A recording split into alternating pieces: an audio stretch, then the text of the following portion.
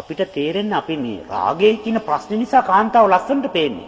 රාගෙ නැති වුණාම සත්ත පාඩ ගණන් ගන්න. දැන් රාගෙ නැති වෙච්ච පිරිමි අය ඉන්නවා. වයසට ගිය කට ගිහිල්ලා බලන්න. වෙනම නිදාගන්නේ. ළඟ ඉන්න කැමති නැහැ. කතා කරන්න කැමති නැහැ. කිසිම ගනුදෙනුවක් නෑ. ඔය එන ඇයි රාගෙ නැති වුණාම අර වටිනාකම ගියා. හැබැයි බඳපු කාලේ එල්ලෙන්න උලන් යන්න බෑ මැදි. ඒ තරම් ඇලවිලා ඉන්න කාන්දම වාගේ. ඇයි රාගෙ තියෙනකොට වටිනාකම වැඩි. රාගේ ප්‍රශ්නයක් තියෙන්නේ. ඒක ධර්මතාවයෙන් දකින්න ඕනේ. ධර්මතාවයෙන්. ඒක මේ අදන්න බැරි ප්‍රශ්නයක් නෙමෙයි. දැන් අපි හදලා තියෙන්නේ. දැන් අපිට එහෙම ප්‍රශ්නයක් නැහැ. ගුරුවරයා තේ වගේ දුර්වල නම් ඕම් ප්‍රශ්නේ තියෙනවා. මේ ලෝකේ පිරිනිවන් පාපු රාත් වෙච්ච හැමෝම මේ ප්‍රශ්නේ හැදුවනේ. එන හදන්න ක්‍රමෙ තිබිලානේ. ඇයි අපි හදන්නේ? සම්මාවෙන් දකිනවා. දැකලා ඒ කටයුතු වල නිරත වෙනවා. වැඩි හොන්නේ. උපාසමත් මොකුත් ඕන. දැන් කට්ටියගේ සිරප්පු බාට කම්පණයට යන්න. ගිහිල්ලා කාන්තාවන්ට අනින්න පුළුවන් සිරප්පු දෙකක් දෙන්න කියන බාට දෙකක්. එතකොට දැන් මේක කාන්තාව අල්ලලාවත් නැහැනේ. රබර් උණු කළා මැෂින් වලින් ගියා ප්‍රස් කරා කෙලින්ම බාට දෙකක් එනවා මැෂින් එකේ. අදන්නේ ඔක්කොම පිරිමි කට්ටියනේ. මේ දෙක අරන් වෙලා කුටියක්ම තියලා බලන්නකෝ මේ ඒ හාමුදුරන්ගේ වෙනස කොහොමද කියලා. ඒ කියන්නේ ඒගොල්ලොන්ට කියලා වෙන් කරපු සිරප්පු දෙක දැක්කත් පොඩි ප්‍රශ්නයක් ඇතුලේ එනවා. ඒගොල්ලන් හැඳුමක් වැලේ දාලා බලන්නකෝ. ඒ හැඳුම දැක්කාම එහෙම වෙනවා. කාන්තා කුඩයක් නිකන් වේලෙන්ද තියලා බලන්නකෝ. එහෙම එකක් එනවා. ඇහන්ඩක් එකක් ගහේ ඉල්ලලා ඒක කන්ටේ කඩේ. ගඩේ විකුණපු මනුස්සයෙක් දිරින් මනුස්ස මේක කාන්තාව කල්ලලාවත් නෑ. හැබැයි ඒක කාන්තාව බහැක් එකක් නිසා කෙලෙස්යක් මත වෙනවා. කොච්චර ඉන්නද තරුණ කොල්ලෝ බස් එකේ නැගලා රුපියල් 9 ටිකට් එක අරගෙන රුපියල් 35ක දුර යනවා. ඇයි ළඟ වාඩි වෙන්නේ කාන්තාව මුට නැගිටින්න දෙන්නේ නැහැ. ඩිපෝ එකට වෙනකම යනවා. ඇයි ඒ ළඟ වාඩි වෙලා ඉන්නක තුල කෙලෙස් හැදෙනවා. කතා කරන කටහඬ එනකොට කෙලෙස් හැදෙනවා. දැක්කාම කෙලෙස් හැදෙනවා. සිහියෙන් දැකලා මගහැරලා ඒකෙදි අපේ නිරෝධයක් තියෙනවනේ නෑ මේක. අද වර්තමානයේ ගත්තාම එක පිරිමි කෙනෙකුට සාමාන්‍ය 9ක් 10ක් විතර ඉන්නවා ගෑනු කට්ටිය. දැන් පිරිමි ගෑනු කට්ටිය වැඩිනේ. දැන් ඕම මගහරින්න ගත්තාම පැය 6ක් සේවා කාලය තුල එයාට තියෙන්නේම කාන්තාව මගහරින්න එක. වෙන වැඩක් කරන්න හම්බෙන්නේ නැහැ. ඩියුටි කාඩ් එක ගෑව ඔන් කළා. එයා කරන්නේ කාන්තාව මගහරින්න එක. අවශ්‍ය කියලා කාඩ් එක ගෑව පඩිය ගත්ත ගෙදර ගියා. දැන් මොකවත් කරලා නැහැ. උදේ ඉඳලා පැය 6ම කළා කියන කාන්තාව මගහරින්න එක. එහෙම තත්ත්වයක් තියෙනවා. සිල් ශාලාවට ගිහිල්ලා බලන්න මං කියන කතාව ඇත්තද බොරුද කියලා. පිරිමි කට්ටිය අර නිකන් මේ ඉන්දිකටු හොයනවා වගේ බිම වටනවා. හරි හමාරි. 3-4 දෙනෙක්. ගෑනු කට්ටිය වෙයි බෑලා. බණකට ගියා. දානෙකට ගියා. ගෑනු කට්ටිය 100ක් ඉන්නවනේ. පිරිමි කට්ටිය 3යි නැත්නම් 4යි. 25කට එකක් දෙකක් තමයි පිරිමි කට්ටියනේ. ඕක තමයි තත්ත්වය. මගහරින්න ගියොත් ජීවිත කාලේ වෙන වැඩක් කරන්න හම්බෙන්නේ නැහැ. ඒක හොඳට චෙක් කරලා බලන්න. පිරිමි කෙනෙක් එක්ක කතා කරනකොට, ඥාන කෙනෙක් එක්ක කතා කරනකොට කෙලෙස් ඇතුලේ තියෙනවා නම් ඒ සිතේ වෙනසක් ඇති වෙනවා. කෙලෙස් නැත්තම් යට එක වාගේ. කෙලෙස් තිබුණොත් ඒ වෙනසක් තියෙනවා යාට. අපි ඒක නැති කරගන්නේ කොහොමද? ඒක නැති කරගන්න නම් පුතා ඒකට ක්‍රමයක් තියෙනවා. තව අවුරුදු 5කින් මේ හදනවල ඇමරිකාවේ හඳට ගිහිල්ලා ඉන්න. ඒක තාම කාන්තාව ගිහිල්ලා නැහැ. ගෙවල් දොරවල් ඔක්කොම විකුණලා පුතා අඳේ පර්චේස් දෙකක් ගන්න. අරගෙන කුටියක් හදලා ඉන්න ඕන් ඒක නැති කරන ක්‍රමය. එහෙම හඳේ පර්චස් දෙකක් අරගෙන ගයක් හදාගෙන උයාගෙන කාලා ඉඳ බැරි නම් පුතා සෝතාපන්න සකෘදාගාමි අනාගාමි හරියත් කියන නිරෝධ මාර්ගය ඒ නිරෝධ සමාපත්තියේ කමටන් වඩන්න මේක නිරෝධය තුලින් විතරයි විසඳෙන්නේ වෙන ක්‍රමයක් නැහැ සෝතාපන්න වුණොත් 125ක් විසඳෙනවා කලින් දැක්කාම එයාගේ කය මේක කාමුකයන් කින්නෙන් පේනවනේ දැන් එහෙම පේන්නේ නැහැ සම්මාදිට්ඨිය නැ කෙනාට දැක්කාම එයා සාමාන්‍ය මිනිස්ය වර්ගයේ හොඳට කතා බහ කරනවා එයාට ගොඩක් දරුණු කෙලෙස් එන්නේ නැහැ එයාට. සකු르දාගාමී වුණාම එයා සාමාන්‍ය කෙනෙක් විදිහට නෙමෙයි. එයා නිකන් අර පිරිමි කෙනා ගෑනු කෙනා අතර වෙනසක් නැහැ වාගේ එයාට. ඔක්කොම එකයි වාගේ. දැක්කත් එකයි නැතත් එකයි කතා කළත් එකයි නැතත් එකයි විශේෂ අවධානමක් නැහැ. අර සෝතාපන්න එක්කනට වඩා ඒ අඩුපාඩු ඇදිලා යන්නේ.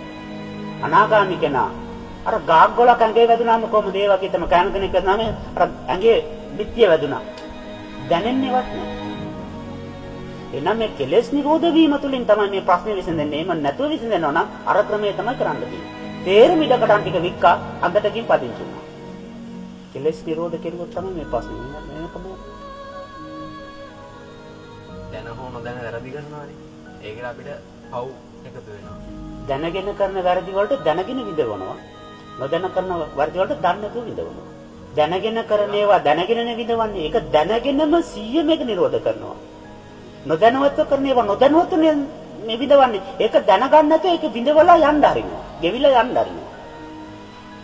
ඒ ක්‍රම දෙකෙන් තමයි ඒක නිදාස් කරන්නේ.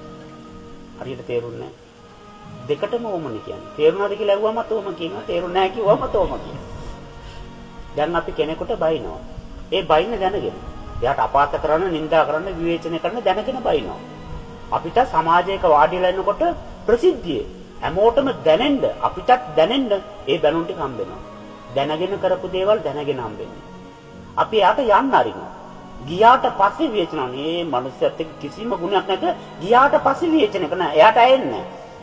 ඒ වගේම තමයි අපිත් මේ මගුල් කේවල් ඉඳලා කාලා බීලා අපේ තඩුපාරු තියෙන කවුරුත් මුකුත් කියන්නේ. ගියාට පස්සේ පතුරු යන්න මිනිස්සු විවේචනය කරනවා. අපිටත් අර විදිහටම ගියාට පස්සේ තමයි කරන්නේ. දැන කරන වැරදි දැන විඳවනවා. නොදැනුවත්ව කරන වැරදි නොදැනුවත්ව විඳවනවා. කෙනෙකුට බඩගිනි. දන්නවා දැන් එයාට කැම දෙන්න ඕන දෙන්නේ නැහැ. කැම දෙන්නේ නැහැ. කැම දුන්නොත් එයා ඉක්මනට මේ වැඩ ඉවර කරලා යයි. එයා බඩගින්න තියාගෙන වැඩ ගන්නයි කැම කාලය යයි. කැම දෙන්නේ නැහැ. ඒ කැමට පැයක් විතර නවත්තනවනේ. අපරාධය. ඒ නිසා තවත් වැඩ ගන්න. එයාට බඩගින්න. හරි මේක ටිකක් කරලා කමුකෝ. ඒක කරන ගමන් තවත් මොනවා එකක් අටවනවා. අනේ මේ පොඩි දෙන්නේ මේකට ඉවර කරලා එකපාරටම කමු. 3 වෙනකම් මේ මිනිස්සව රවට්ට එක එකව කී වැඩ ගන්නවා. මේක අපි දැනගෙන කරන්නේ. හැබැයි එයා නොදැනුවත්ව තමයි ඒක විඳවන්නේ. එයාට බඩගිනි මම මේ පොඩි දෙන්නේ මේක කරමු කමන්නේ නැහැ කියන එක ඇත්ත කියලා එහෙම කරනවා. හොඳට ඇඳගෙන යනවා මගුල් ගෙදරකට. කෑම ටික තියෙනවා මේ විශේෂ එක ව්‍යංජනයක් නෑ ඉවර වෙලා.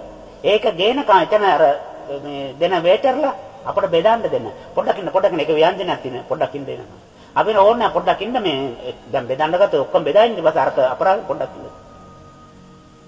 අර ආයයට කෑම තියෙද්දි අරක කරලා කරමු මේක කරලා මේක ඉවර කරලා කරමු කියලා අපි කොහොමද ඒකම ඒමම කරනවා යා.